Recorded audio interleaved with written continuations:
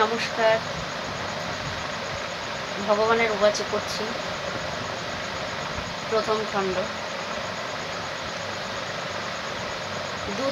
দুর্দিন থেকে সুদিন, এর আগের দিনও পড়েছিলাম। ভগবান বলছেন, তোমাদের মধ্যে দ্বিধা দ্বন্দ্ব প্রথমে কাটাও। পার্ষদ, এই কথাটা মনে রেখো। যেমন প্রধানমন্ত্রী আর তার দল। প্রধানমন্ত্রী একা কাজ করতে পারেন না, তার দল চায়। প্রধানমন্ত্রীর স্বরাষ্ট্রমন্ত্রী আর কোনো রাজ্যের স্বরাষ্ট্রমন্ত্রীর ক্ষমতার মধ্যে আকাশ পাতাল পার্থক্য।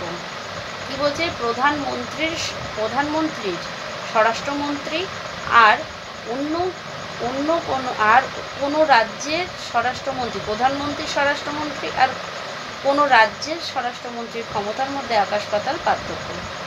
শক্তিতে তফাৎ অনেকখানি। এই পয়েন্টটাকে জানতে হবে। ভগবানের সাথে যারা আছে তারা ব্যক্তিগত স্বার্থের জন্য আসেনি, তাদের কাজ হবে পরার্থে। কেননা জগৎ চাইছে, তাদের একটা কিছু চাইছে, নতুন কিছু চাইছে। প্রমাণ? এর প্রমাণ তো আমি নিজে। আমি এই জগতের মানুষ, আমি তো চাইছি এটা। আমি এই জগতের মানুষ, আমি তো চাইছি এটা। প্রথমে তা জানতে হবে রসগোল্লাটা মিষ্টি, ওটাই তো প্রমাণ। যদি বলে উনি যে ভগবান, এর প্রমাণ এই যে উনি আমাকে বোধ করাতে পেরেছেন, তিনি মুক্ত করতে পেরেছেন। ধ্যান ধারণা তপস্যা করে মুক্ত হইনি।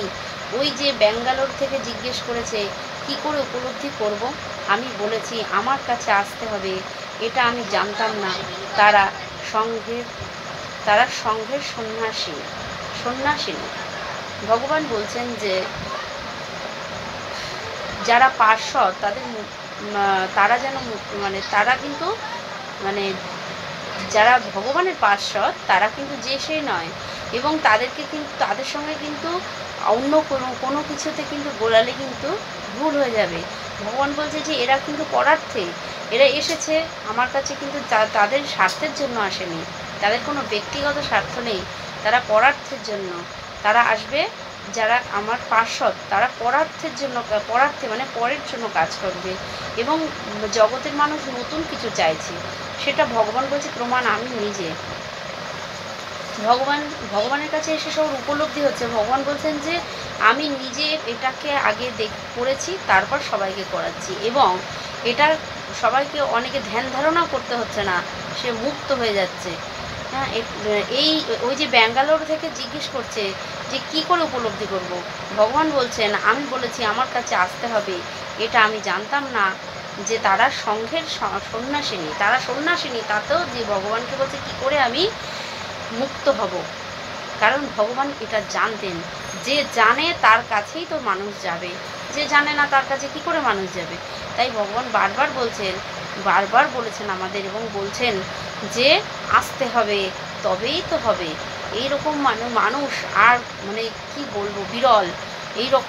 এইরকম জায়গা বিরল। তাই ভগবান বলছেন বারবার করে যে এইরকম মুক্ত পুরুষ, যিনি মুক্ত পুরুষ তিনি মুক্তি করতে পারেন, তিনি মুক্ত করতে পারেন। তা যে মুক্ত হয়নি সে কখনোই মুক্ত করতে পারে না। তাই আমাদেরকে দেখতে হবে আগে যে আমি কার কাছে যাচ্ছি, এবং সে কি আমাকে মুক্ত করতে পারবে। সে কি নিজে মুক্ত, তবেই তো সে আমায় মুক্ত করতে পারবে। আগে যেন আমরা এটা দেখি, তারপরে সেখানে যাতায়াত করি। জয় ভগবান।